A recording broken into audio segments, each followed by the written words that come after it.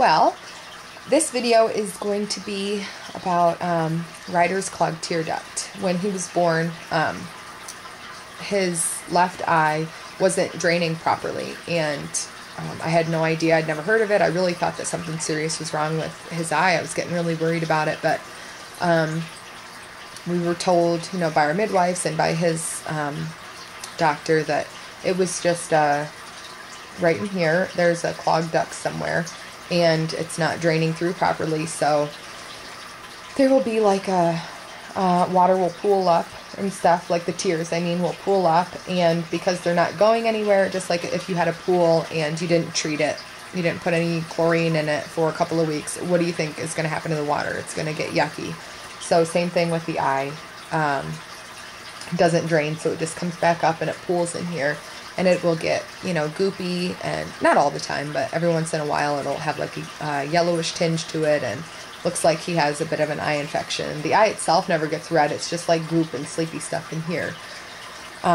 He will, for no reason, a tear will just come running down his face. When he wakes up in the morning, he will have like the salt stains right here. So they told us that it would clear up by 6 months. It didn't. Whenever he would have a eye infection, they gave us basically the stuff that they put in newborns in their eyes. We didn't have them put that in when he was a newborn, and then I felt guilty about it because his eye was like that, and like it was my fault, but it absolutely was not. And we put some of that stuff in his eye, but I talked to my midwife, and she said that you can actually just squirt some breast milk in his eye at every feeding, put a little bit in his eye, and the antibodies in it will kill off the infection, and that's what we did, and it worked great. And I would just kind of massage in here, and you're supposed to press downward, like really hard, right in here to try to unclog it, and we did that, and the infections were easy to handle and take care of, but it just would not come unclogged. So 6 months came and went, and the doctors were his pediatric doctor was very shocked to see that it had not cleared up, but she said there is a small percentage that don't, and if it didn't by 9 months, then they would refer us to an eye doctor. Well, it didn't by 9 months, so she ended up giving us a number to a eye doctor, and we called and just had our first appointment yesterday, and he saw Ryder's eye. He's 11 months old, and said that he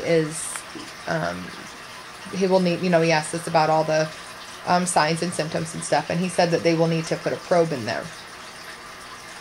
Now, they want to do it within the next 2 to 4 weeks, because if they don't do it now, then, because he's still young, once they hit a year old, then they have to do it as surgery, and we'll have to take him to the hospital, have to be put under anesthesia, and,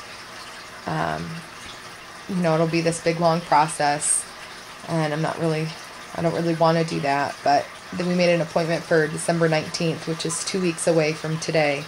And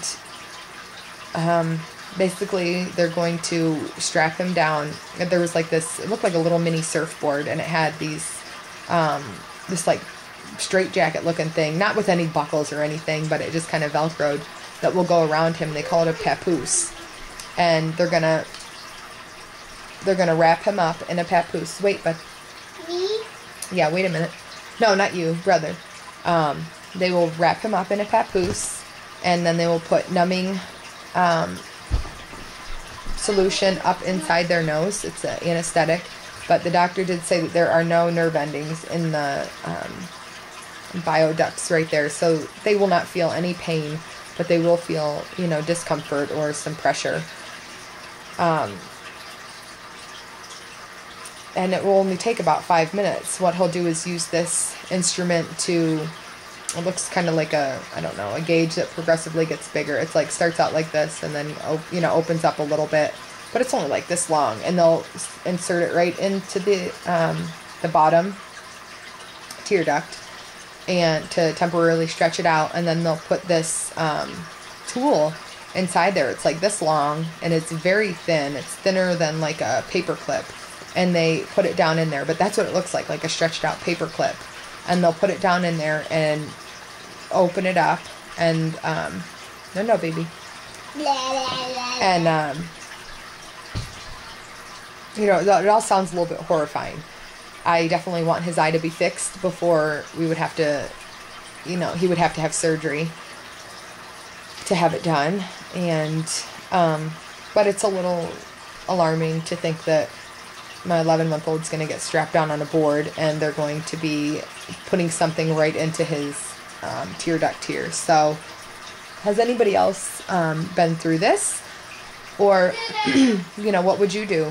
I really don't think that, the risks of surgery is, I mean, they will be out, so you don't have to worry about, you know, them like poking the eye out or anything, but I did mention that to the doctor, and he just looked at me like I was crazy. Like, and he did show us the instruments. None of them are sharp.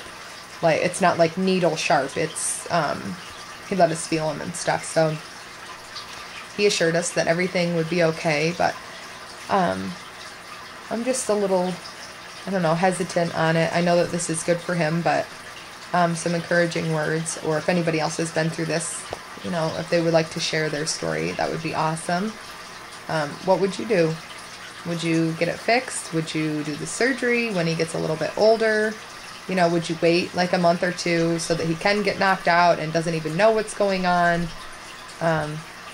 What would you do? So I will do another video and let you know if we do decide to do the I mean, we have an appointment right now, and I guess we are doing it, but I don't know, I guess we could change our minds. So give me some feedback and let me know, you know, what you think about our choice and what you would do if you would do things differently. So I'll do another one and let you know how it went, and I will see you all tomorrow. Bye.